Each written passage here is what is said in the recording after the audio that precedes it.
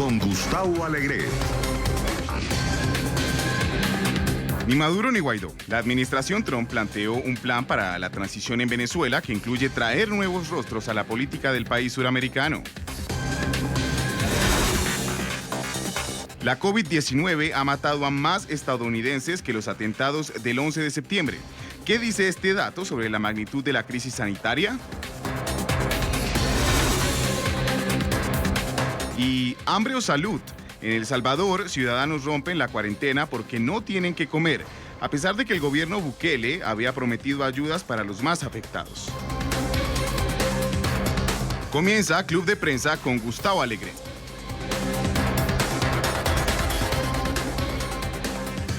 Bienvenidos a Club de Prensa, el espacio de análisis de NTN24 con los mejores corresponsales y analistas en Washington y en todo el mundo.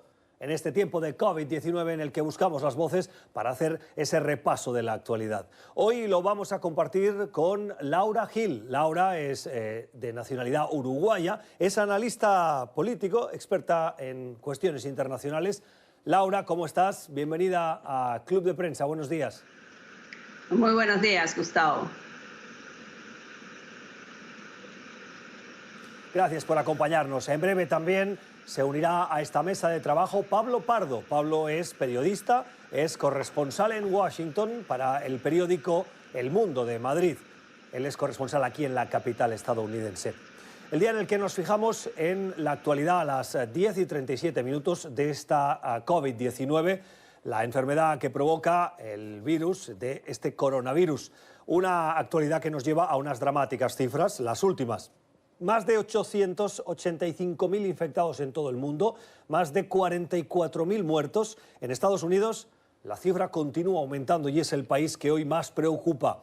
189.000, más de 189.000 infectados y la cifra de muertos también es escalofriante. Más de 4.000 los muertos. Como tener una referencia para esta cifra en perspectiva, en los atentados del 11 de septiembre murieron menos personas que las que llevan muertas por este coronavirus, por esta enfermedad del COVID-19. Laura, la Organización Mundial de la Salud ha advertido que estamos lejos de controlar esta pandemia, que hay que continuar redoblando los esfuerzos y el presidente Donald Trump en las últimas horas, en esa ya habitual rueda de prensa de la Casa Blanca, a media tarde, advirtió a los estadounidenses que vienen 2 semanas duras, que hay que prepararse.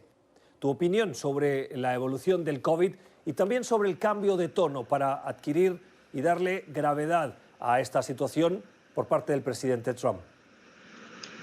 Pues yo creo que en la conferencia de prensa de ayer dice tanto de la crisis sanitaria que está viviendo el mundo como de la formalización de la decadencia de Estados Unidos, porque creo que, digamos que el COVID-19 está pasando cuenta de cobro a todos los países que no quisieron invertir en derechos económicos y sociales. O sea, esos países que quisieron ver la concepción de seguridad nacional de forma absolutamente restrictiva, invirtiendo más en las amenazas tradicionales y no quisieron ver la multidimensionalidad de la seguridad y del concepto de seguridad de las amenazas a las que nos enfrentamos como sociedades. Creo que esos son los que van a salir perdiendo más.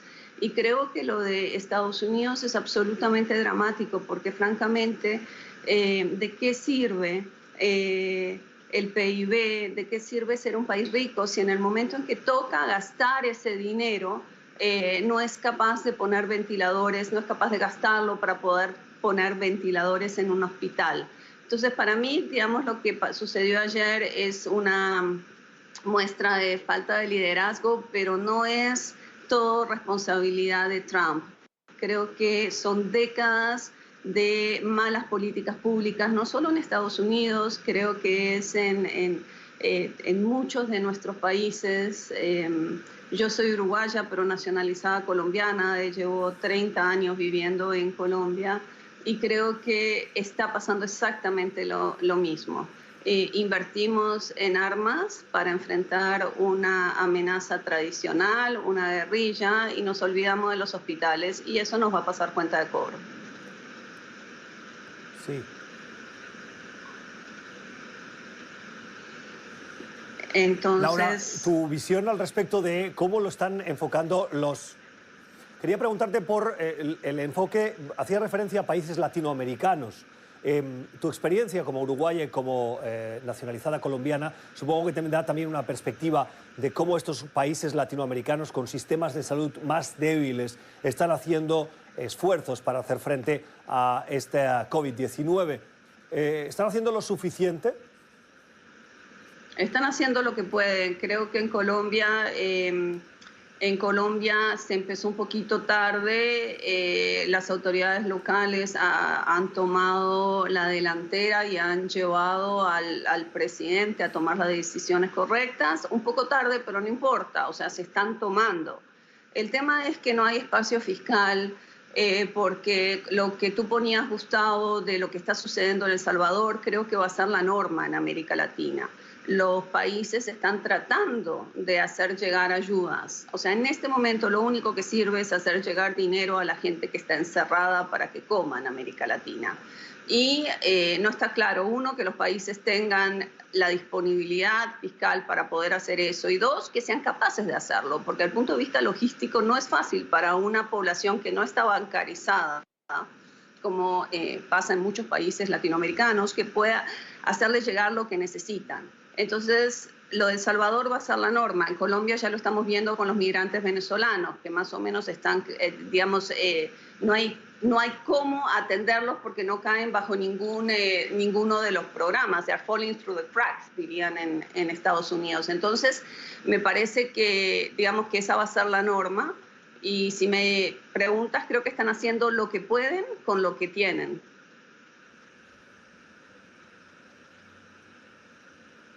Los retos de los países latinoamericanos, que tienen muy probablemente las excepciones, como decíamos, y como he leído también, Laura, en los últimos días, en los países de México y Brasil, con ese enfoque de políticas que en un principio, mensajes de gobiernos, se han tomado más a la ligera estas pandemias. ¿Pueden acabar pasándole factura política a estos gobiernos por el impacto en la extensión de esa pandemia en estos dos países? Pues yo creo que eventualmente sí. Yo creo que los únicos que van a sobrevivir aquí son los que consigan tener el menor número de muertos. Brasil y México son más bien la excepción. El resto de los países parecería, o sea, esa no ha sido la norma. Son los países más grandes, pero no ha sido la norma. O sea, Argentina ha hecho, ha mandado cuarentena nacional. Chile lo está haciendo, por regiones. O sea, Uruguay todavía no ha pedido cuarentena, pero ha reaccionado. O sea, eso no parece ser la norma. Lo que sí está claro es que el COVID-19 también le va a pasar. Va a ser usado como una excusa para limitar espacios democráticos. Y creo que lo estamos viendo en muchos países. En Hungría ya hay que hacer un requiem por la democracia, y creo que lo vamos a ver en países latinoamericanos. Bolsonaro eventualmente hará una vuelta y se aprovechará del COVID-19 para seguir limitando libertades. Yo soy muy, muy pesimista sobre lo que el COVID-19 puede permitir en una región que ya tiene una tendencia a acudir a recursos como el decretismo para limitar a los demás poderes, que tiene una tendencia a limitar la acción de las cortes. El COVID-19 es una excusa perfecta para autoritarios del mundo, y sabemos que en América Latina abundan.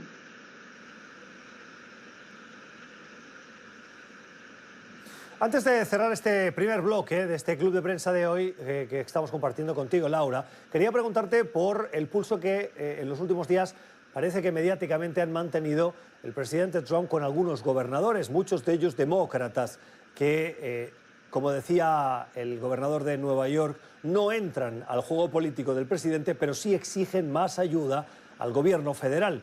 en ese pulso en el que el presidente Trump nunca da puntada sin hilo desde el punto de vista de la estrategia política, ¿quién puede salir reforzado? Desde el punto de vista político, este es un año electoral en Estados Unidos, sin duda. Pues mire, la verdad es que yo, digamos, creo que en Estados Unidos estemos hablando de 100.000 muertos. Si va bien la cosa, me parece absolutamente dramático. Y uno pensaría que eso le pasaría factura al presidente Trump. Yo creo que los gobernadores están actuando con mucha responsabilidad. Ayer hubo en el Washington Post una columna firmada por el gobernador de Maryland republicano y el gobernador de Michigan demócrata diciendo que tenían que unirse en este momento porque todo, digamos, el virus no diferencia entre los estados rojos y los estados azules. Pero quisiera llamar la atención de que este debate entre autoridades nacionales y locales también se está dando en otros países. Yo puedo hablar de la experiencia colombiana en que fueron las autoridades locales que empezaron a decretar cuarentenas locales. Y el presidente, su primera reacción no fue decir, bueno, entonces si todas las autoridades locales consideran que es necesario, decretemos la nacional. La reacción del presidente fue decir, ustedes no tienen facultades, autoridades, para tomar decisiones. Esa fue la primera reacción del presidente Duque. Por suerte, primó la sensatez y la sensatez llevó a que estas autoridades locales arrastraran al presidente a dictar la cuarentena nacional. Pero ese mismo debate tuvo, digamos, eco en América Latina. No sé cómo serán en los demás países, pero sí tuvo eco en América Latina. Y lo cierto es que el virus no hace diferencia política y que el presidente Trump, como se equivocan todos los demás presidentes que intenten hacer esto, estaría actuando de forma inmoral si detiene ayudas. Y bueno, hoy amanecimos con las denuncias de que algunos estados estaban recibiendo más ayudas que otros. Eso es inmoral.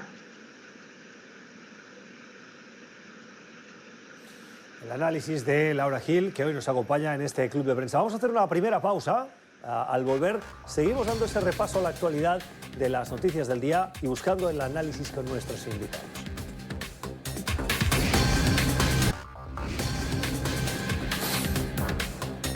Seguimos en Club de Prensa en esta mañana de miércoles, cuando son las 10:54 de la mañana en la costa este de Estados Unidos, fijándonos en la actualidad. Hoy estamos compartiendo este club de prensa con Laura Gil, es analista político, es uruguaya, y con Pablo Pardo. Pablo es periodista y es corresponsal del diario El Mundo de Madrid, en la capital estadounidense. Pablo, gracias por incorporarte en este programa, en este tiempo de análisis en Club de Prensa, que la tecnología nos lleva a hacerlo por teléfono. Comentábamos antes de ir a la pausa, Pablo, sobre cómo avanza ese coronavirus, esa pandemia que ha afectado a Estados Unidos, y con Laura también hacemos un repaso de las decisiones que están tomando los gobiernos latinoamericanos y cómo enfrentan, con las herramientas que tienen y con la fragilidad fiscal de estos países, este futuro incierto. Hay un país que ha sido noticia y lo continúa siendo por el número de muertes, de infecciones, que es España.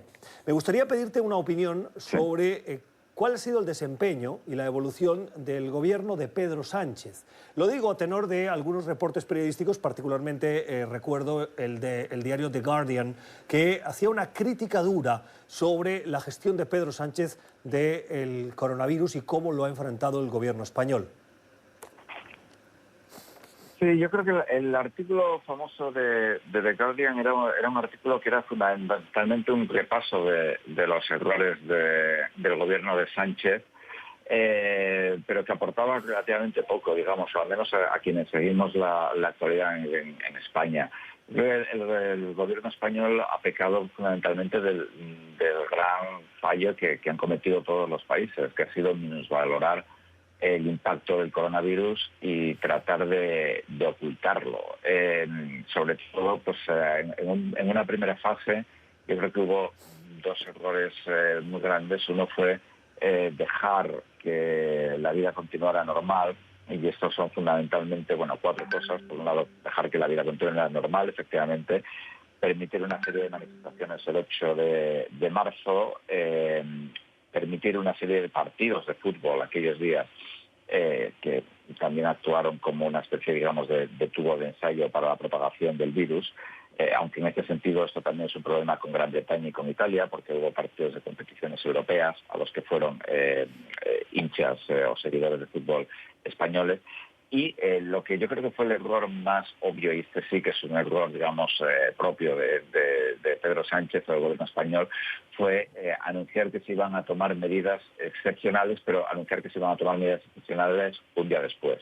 Esto hizo que mucha gente, por ejemplo, saliera de Madrid y se fuera a otros sitios, pues a sus casas de campo, etcétera, lo cual a su vez, digamos, esparció más el virus. Y luego ahora hay un problema adicional que está teniendo España, que es que el gobierno español es un gobierno de coalición, y es un gobierno de coalición, pues digamos, relativamente inestable, porque hay fundamentalmente, son tres partidos, dos partidos, de hecho, aunque hay más que lo apoyan, pero uno de ellos es el Partido Socialista, que es de centro izquierda, que es al que pertenece Sánchez, y luego está Podemos, que es un partido verdaderamente de izquierdas, que durante mucho tiempo, todavía ahora, se define como bastante bolivariano, simpatizante del régimen de Venezuela, digamos que es de una izquierda mucho más dura. Y Podemos sí que ha,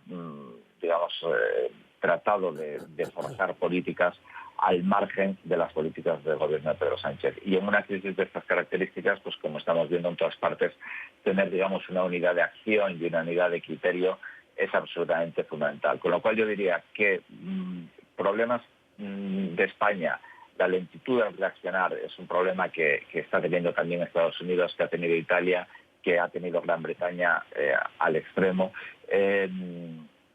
Luego sí que es característico de España, los enfrentamientos políticos, y también es característico de España, anunciar medidas antes de ponerlas en práctica y antes de saber cómo se van a poner en práctica. Esto ha vuelto a suceder ahora estos días, por ejemplo, con el último decreto de paralización total de la economía, y en este sentido el gobierno Sánchez sí que, ha comunicado mal y sobre todo a destiempo. Laura, tu opinión sobre el desempeño del gobierno español respecto de esta crisis. Lo que uno lee es exactamente lo que uno está describiendo Pablo, y lo que uno ve en Estados Unidos es que los estados demoraron mucho en darse cuenta, o sea, las advertencias estaban ahí. Es que tuvieron casi 2 meses para prepararse, casi 2 meses, o sea, en enero ya China estaba mandando todas las señales de que esto era una cosa seria. Se perdieron entre 6 y 8 semanas muy valiosas para ir, conteniendo el virus. Eso que describe Pablo, Gustavo, yo quería decirles que es una cosa que pasó también en Colombia, cuando se podría haber contenido el virus. La gente empezó a desplazarse por todo el país y llevarlo a los rincones más alejados. Eso fueron errores de comunicación de gobiernos no preparados, pero sobre todo Italia, España, Estados Unidos, Gran Bretaña. Creo que fue la minimización del riesgo. Es que la arrogancia en el liderazgo es una cosa muy... es un factor muy negativo, siempre, la arrogancia. Uno ve arrogancia en Boris Johnson, en Trump. No sé cómo será ya Pablo, pero la arrogancia sí, siempre cuesta.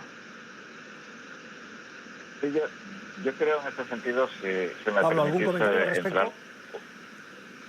Sí, en este sentido, una de las cosas que a mí más me sorprenden de esta crisis y por la que nadie, me parece que no se ha creado un debate, digamos, es, ¿qué han hecho los servicios de inteligencia? Es decir, porque ahora resulta que estamos todos pensando que China ocultó sus muertos, que China ocultó la verdadera gravedad de la situación, etcétera, etcétera, y este es uno de los problemas que han tenido los gobiernos.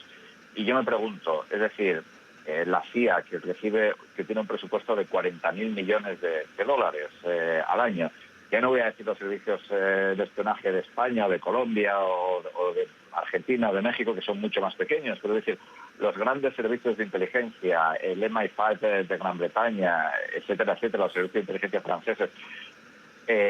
Vamos a ver, si China verdaderamente estaba ocultando la gravedad de la situación, que no lo sé, no se dieron cuenta, no se lo transmitieron a sus responsables políticos, y si China verdaderamente estaba adoptando medidas absolutamente extremas, como solamente se pueden adoptar en una dictadura bien organizada, además, es decir, estas medidas no funcionarían en una dictadura mal organizada como Venezuela. ¿Cómo es posible que nadie se, digamos, diera la voz de alarma, ¿no? Que nadie informara de esto? Porque hay un problema de comunicación. Yo ahora estoy hablando, por ejemplo, pues con personas que conozco que trabajan en IBM, con personas que trabajan en Citadel, que es un hedge fund gigante de Wall Street, con personas que trabajan en Thomas More, que es otro hedge fund gigante.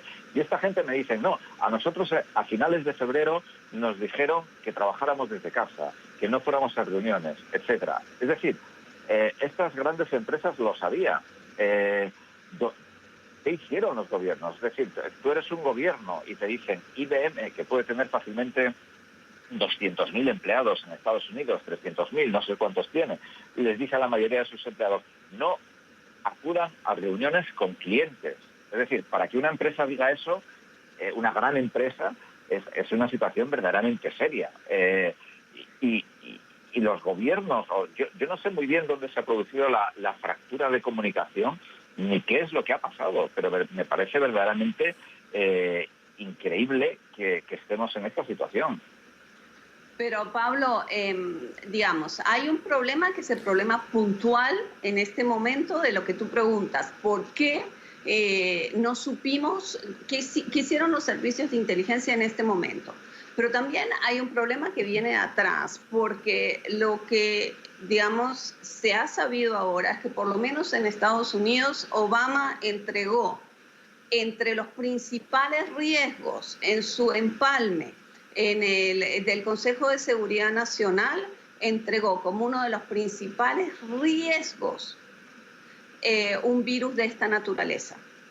Y había una serie de contingencias preparadas en caso de que eso sucediera, y que la administración Trump desestimó todo eso y desarmó todas las preparaciones que había. Entonces sí, hay un problema puntual, pero también hay un problema que viene atrás, por lo menos en lo que tiene que ver con Estados Unidos. Y por supuesto uno mucho más estructural, que es al que yo me refería, es que cuando hablamos de seguridad, por algo es que llevamos décadas hablando de seguridad humana.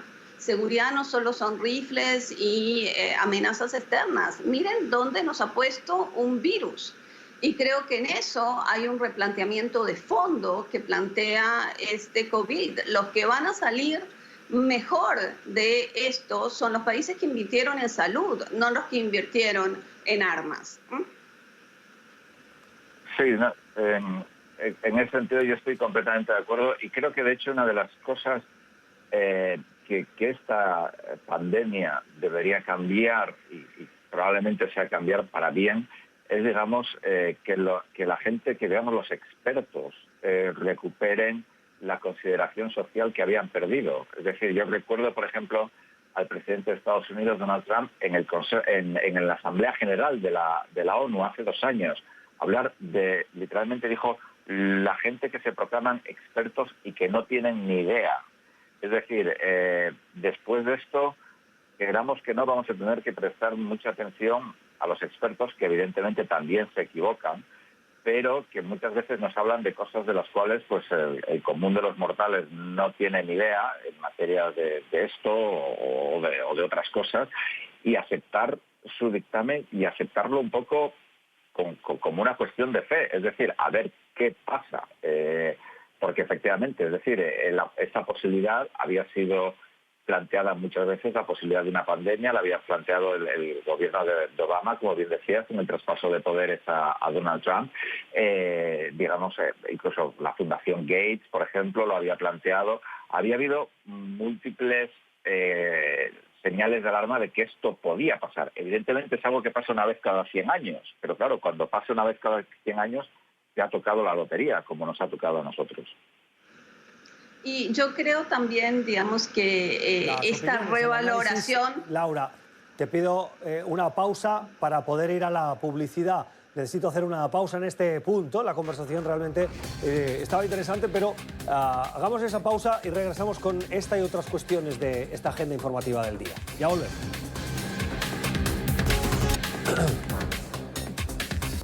Seguimos en Club de Prensa hoy con las opiniones de esta actualidad informativa de Pablo Pardo, corresponsal del Mundo en la capital estadounidense, y con Laura Gil, que es analista político, uruguaya, residente en Estados Unidos, nacionalizada colombiana, como le gusta presentarse. En una actualidad que tiene dos puntos que me gustaría abordar con vosotros en estos próximos minutos. La primera es la propuesta que conocíamos ayer por parte del Departamento de Estado de proponer una transición para Venezuela, con la creación de un Consejo de Estado, un presidente interino que llevase el país hasta las elecciones, la salida de la escena política o pública de responsabilidad de Nicolás Maduro por un lado y de Juan Guaidó por otro, y la oferta de, si esto se produce, si el régimen lo acepta, el levantamiento de sanciones. Laura, una primera opinión y luego escuchamos a Pablo.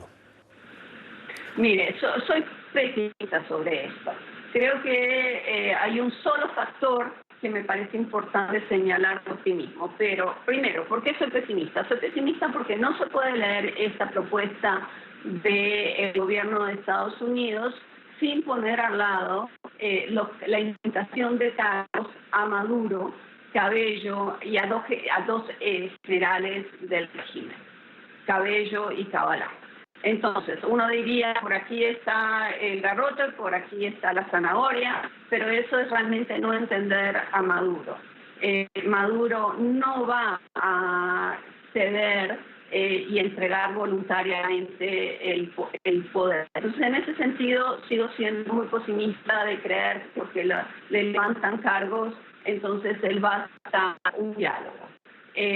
Porque eso va a tener muchísimos costos humanitarios, porque obviamente al levantar los cargos lo que hace es volver ya mucho más difícil el diálogo con, por ejemplo, de Colombia con su vecino, que necesita, o sea, por más que Guaidó sea presidente legítimo, tenemos que ser muy claros, es un presidente legítimo en un papel. Quien maneja las cosas es Maduro y el problema en este momento, la prioridad es tomar decisiones para minimizar el impacto del virus en la frontera. Obviamente ese levantamiento de cargos hace las cosas mucho más difíciles y va a tener un costo humanitario. Entonces, en ese sentido, me parece ilusoria la propuesta de Estados Unidos acompañada con esta imputación. Lo único que me parece que da una puerta, digamos, para el optimismo es que Elliot Abrams, quien es el enviado especial de Estados Unidos para Venezuela, ha dicho que están dispuestos a hablar de esta propuesta, que esta propuesta no está escrita en piedra, que puede ser un inicio de diálogo. Eso parece que es muy importante y es un cambio de tono de la Casa Blanca. Ahora, ¿por qué en general soy pesimista? Porque me parece que lo que había que hacer con Maduro era coger el tema de la pandemia para hablar de costos humanitarios y a partir de eso buscando un espacio de diálogo que llevara a lo político. Empezar por lo político en este momento a mí me parece equivocado.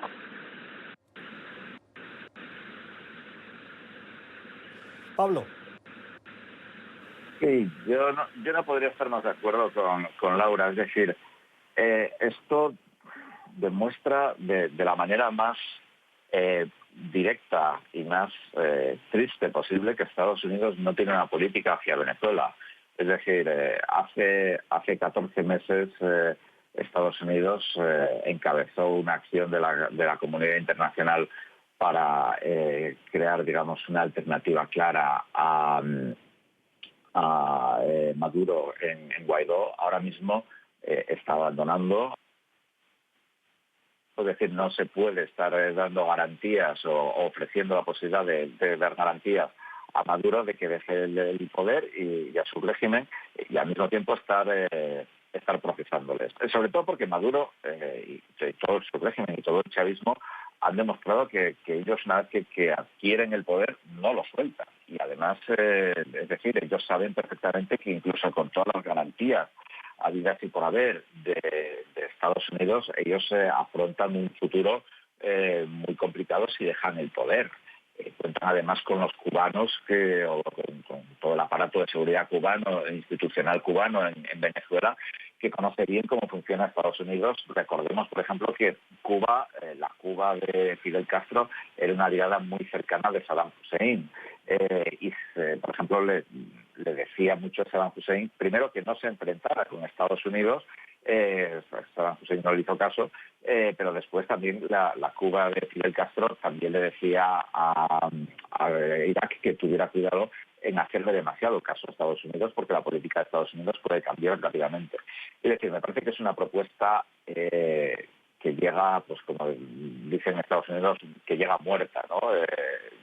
No creo que tenga mayor impacto, y creo que Abrams, que es un diplomático al cual yo considero muy capaz, se enfrenta con un gobierno de Donald Trump que está completamente dividido, fragmentado y en 20.000 cosas, y ahora encima con la crisis del coronavirus, pues muchísimo más. Entonces, yo creo que lo que es una locura es anunciar, creo que fue un jueves, recompensas por información que pueda llevar a la detención y al arresto de Maduro, con lo cual está poniendo literalmente a Nicolás Maduro al mismo nivel que Osama Bin Laden o Abu Bakr al-Baghdadi. Es decir, Estados Unidos no ha ofrecido nunca una recompensa por un jefe de Estado, digamos, bien de poder discutirse si Maduro es legítimo o no, pero está en el poder. Estados Unidos nunca ha ofrecido una recompensa de este tipo, solamente la ofreció por Manuel Antonio Noriega, cuando ya Estados Unidos había invadido Panamá, y no puede hacer esto y luego 5 días después decirle a Maduro, no, bueno, en realidad esto era broma, ¿sabes? Si te vas del poder, podemos aquí negociar y llegar a un acuerdo. Me parece que es una victoria, que es darle una victoria más al régimen de Maduro.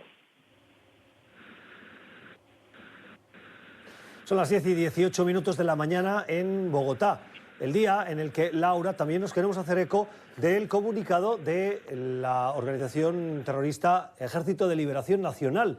En las últimas horas emitió un comunicado anunciando que entre el 1 de abril, es decir, a partir de hoy y hasta el día 30, final de este mes, Laura, van a detener sus operaciones para permitir que el Estado pueda trabajar, porque, dicen, los colombianos están sufriendo la pandemia del coronavirus, y de esa manera permitirle al gobierno de Iván Duque que pueda ayudar a esos colombianos. ¿Qué te parece este gesto, si es que se puede considerar así, que en el fondo resuma una doble moral, en mi opinión, al considerar peligrosos los muertos, o lamentables los muertos del coronavirus, pero no los de su propia actividad terrorista? Pues mira, yo creo que todo lo que en este momento ofrezca un alivio humanitario es bienvenido. Lo que pasa es que es muy poco, muy tarde. Y esperemos que el ELN esté listo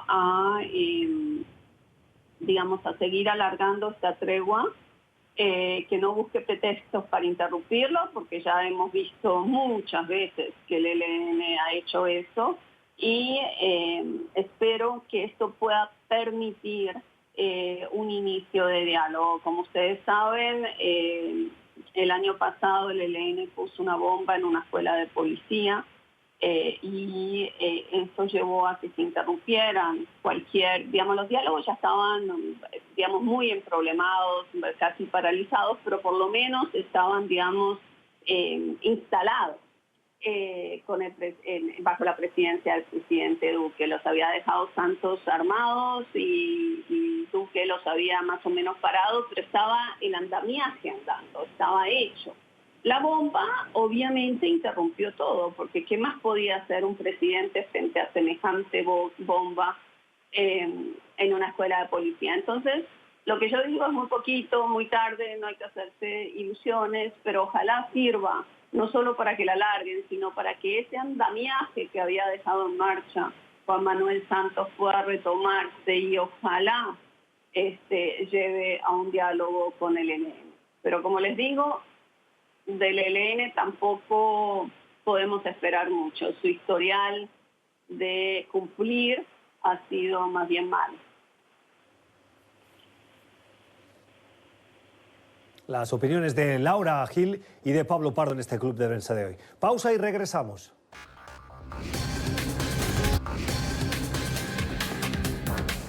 Últimos minutos de este Club de Prensa de hoy que compartimos con Laura Gil y con Pablo Pardo, revisando la actualidad. Laura, al principio del programa, cuando hablábamos de cómo los gobiernos están enfrentando esta pandemia por coronavirus, hacías referencia a El Salvador. Hay un caso o un ejemplo emblemático que tú podías o decías extrapolabas al resto de América Latina, y es el de que a pesar de las normas de confinamiento, los ciudadanos salen a la calle porque necesitan trabajar, necesitan alimentarse, alimentar a sus familias. Vemos dos circunstancias. Por un lado, un gobierno de Bukele que está siendo un gobierno de talante democrático, recurriendo a un cierto autoritarismo que paradójicamente es muy aplaudido por los salvadoreños.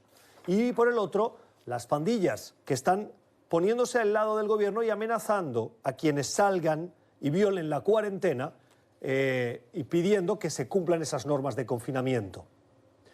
El caso de El Salvador es un caso que ¿hacia dónde nos lleva? Quiero decir, ¿combina autoritarismo con la alianza de pandillas? ¿Cuál es tu opinión sobre lo que sucede en esta República Centroamericana? No, yo creo que es muy peligroso que en un momento de crisis los gobiernos hagan alianzas con grupos ilegales. Nosotros ya hemos ido por ese camino y ya conocemos que eso siempre lleva a lugares peores. Va a ser muy difícil recoger una vez logremos superar lo peor de esta crisis. En este momento el gran desafío para los gobiernos es cómo hacer llegar dinero y alimentos a esta población. Si eso no se logra, vamos para un caos social de dimensión mayor. Es lo que vimos en Chile antes de la pandemia, puede terminar pasando en toda América Latina.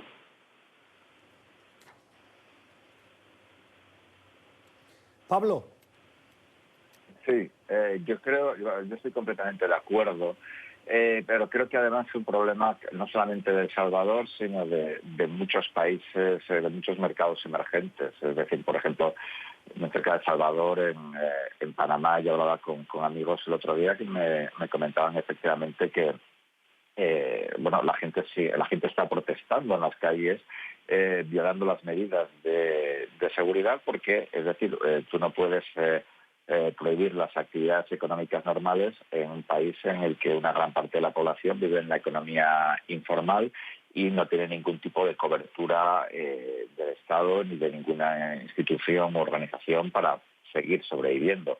Y esto es un problema que además va a ser verdaderamente gigantesco en todos los mercados emergentes, como comentaba. Es decir, si miramos, por ejemplo, los datos del coronavirus en África, son muy bajos. Son muy bajos porque no se están haciendo pruebas, porque no hay test. Sin embargo, una gran parte de la población se va a poner enferma. Desgraciadamente, una parte de ellos van a morir y esto va a tener un impacto económico, a su vez, absolutamente gigantesco. Y la idea, digamos, de subcontratar estas funciones o parte de las funciones del Estado a grupos ilegales, grupos que no son parte del Estado, pues como por ejemplo pandillas, etcétera, pues digamos que es una solución verdaderamente suicida para una sociedad y para un país. Eso es lo que harán sus inquilinos. Son las opiniones de Pablo Pardo y de Laura Gil, que nos han acompañado hoy en este Club de Prensa, en el que hemos sorteado algunas dificultades técnicas, pero creo que con el análisis de nuestros invitados que nos han ayudado a comprender esta actualidad. Gracias a ambos por haber estado con nosotros y a ustedes por acompañarnos. Mañana volvemos. Cuídense del coronavirus, como les recomendamos. Sigan esas medidas de distancia social y de prudencia. Hasta mañana.